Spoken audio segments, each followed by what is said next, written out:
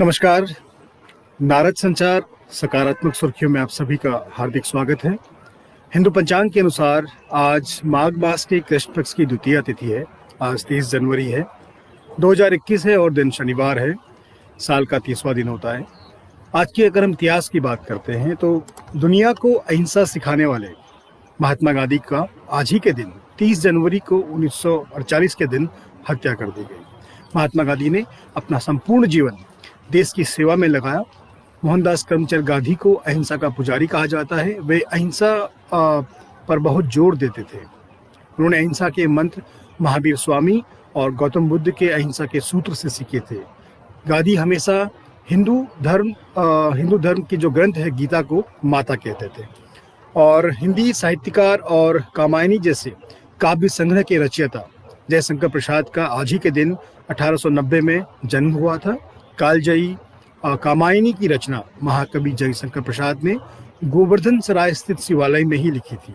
महाकवि ने जीवन के आखिरी दिनों में इसका महाकाव्य की रचना करी थी और कामायनी को अद्भुत शास्त्र कहा जाता है। यूनेस्को जैसी संस्था ने उनके महान कृति कामायनी का अनुवाद तमाम अंतर्राष्ट्रीय भाषाओं में करा चुकी है और कामायनी को भारत के प्रतिनिधि काव्य के रूप में यूनेस्को ने अंगीकार किया हुआ है। और 1913 में भारत की पहली महिला चित्रकार अमृता शेरगिल का आज ही के दिन जन्म हुआ। आज से दशकों पहले इस बात को कहने वाली अमृता शेरगिल वह कलाकार थी जो अपने समय से बहुत ही आगे थी। सिर्फ 28 साल की छोटी सी जिंदगी में अमृता ने इतिहास को उन गहरे रंगों से भर दिया जिनकी छाप आज भी फीकी नहीं पड़ी है। और शायद इसीलिए उनकी जिंदगी भले ही लंबी नहीं थी पर बहुत बड़ी थी। और रुक करते हैं नारद संचार सकारात्मक सुर्खियों की ओर। संसद के बजट सत्र के पहले दिन दोनों सदनों की संयुक्त बैठक को संबोधित करते हुए राष्ट्रपति रामनाथ कोविंद ने कहा कि हमारा संविधान हमें जहां अभिव्यक्ति की स्वतंत्रता की अधिकार देता है, वहीं यह अपने नागरिकों से अपेक्षा करता है कि वे कायदे कानून का भी उतना ही निष्ठा से पालन करें। राष्ट्रपति ने हाल में ही राष्ट्रध्वज के अपमान और गणतंत्र दिवस को अनादर को दुर्भाग्यपूर्ण करार दिया है। राष्ट्रपति ने कहा है कि संसद के पिछले सत्र में पारित कृषि संबंधी तीनों कानून का उद्देश्य देश के किसानों को और अधिकार तथा शक्तियां हासिल करने में मदद करना है। भारत सरकार ने विश्व बैंक के साथ 6 राज्यों हिमाचल प्रदेश, केरल, मध्य प्रदेश, महाराष्ट्र, उड़ीसा और राजस्थान में स्कूली शिक्षा की गुणवत्ता और प्रशासन में सुधार के लिए $500 मिलियन के एक समझौते पर हस्ताक्षर किया है। ये कार्यक्रम भारत और विश्व बैंक के बीच 1994 से जारी साझेदारी पर आधारित है और यह योजना सरकारी स्कूल शिक्षा को मजबूत करने और सभी के लिए शिक्षा प्रदान करने के देश के लक्ष्य की दिशा में लाभकारी साबित होगा। और वर्ष 2020-21 के आर्थिक सर्वेक्षण में अगले वित्त वर्ष के सकल घरेलू उत्पाद की विकास दर के 11% रहने का अनुमान लगाया गया है। इसमें सरकारी खर्च में बढ़ोतरी से अर्थव्यवस्था की विकास दर में सुधार होने का संकेत दिया गया है। आर्थिक सर्वेक्षण में कोरोना महामारी के प्रकोप के बाद भारतीय अर्थव्यवस्था के पटरी पर आने का विस्तार से विश्लेषण किया गया है। इसमें कहा गया है कि देश में शुरू किया गया टीकाकरण का अभियान भी अर्थव्यवस्था में सुधार का एक बड़ा कारण है। आर्थिक सर्वेक्षण में बताया गया है कि सकल घरेलू उत्पाद की विकास दर बढ़ने में कृषि क्षेत्र की एक महत्वपूर्ण भूमिका है। और प्रधानमंत्री नरेंद्र मोदी कल 31 जनवरी को रामकृष्ण मिशन की मासिक पत्रिका प्रबुद्ध भारत के 125वें वार्षिकोत्सव समारोह को संबोधित करने वाले हैं। स्वामी विवेकानंद ने रामकृष्ण परमहंस के कहने पर 1896 में यह पत्रिका शुरू करी थी और भारत के प्राचीन आध्यात्मिक ज्ञान के संदेश को प्रसारित करने में प्रबुद्ध भारत पत्रिका का एक महत्वपूर्ण माध्यम रही है। इसका प्रकाशन चेन्नई से शुरू किया गया।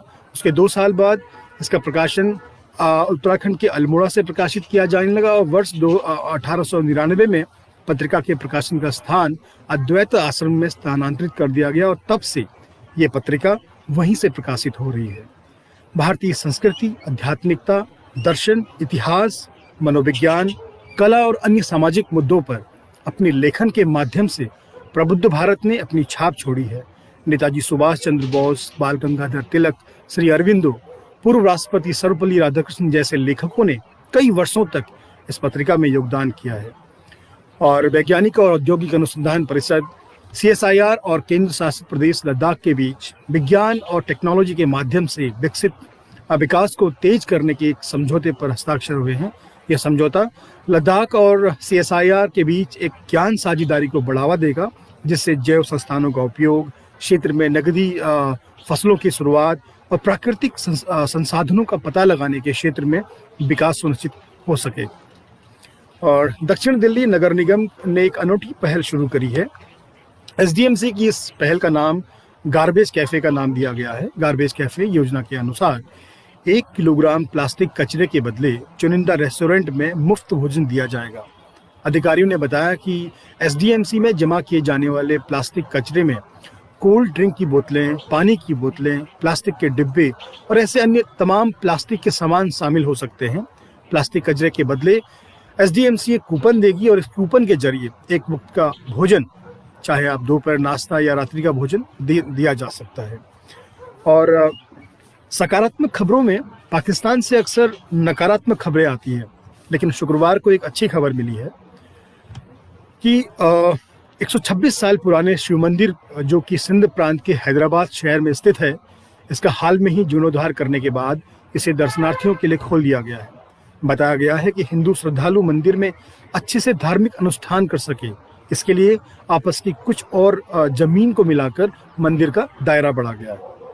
बता दें कि पाकिस्तान में अक्सर हिंदू व अन्य धर्मस्थलों को तोड़े जाने, जबरन धर्मांतरण कराने, अल्पसंख्यक हिंदुओं पर जुल्म करने जैसी खबरें आती हैं, लेकिन मंदिर जीर्णोद्धार कार्यक्रम की खबर वास्तव में आशाप्रद है। आज के लिए इतना ही। नारद संचार सकारात्मक सुर्खियों में कल सुबह फिर आपसे मुलाकात करते हैं। तब तक के लिए आप स्वस्थ रहें, मस्त रहें। आपका दिन शुभ हो। नमस्कार।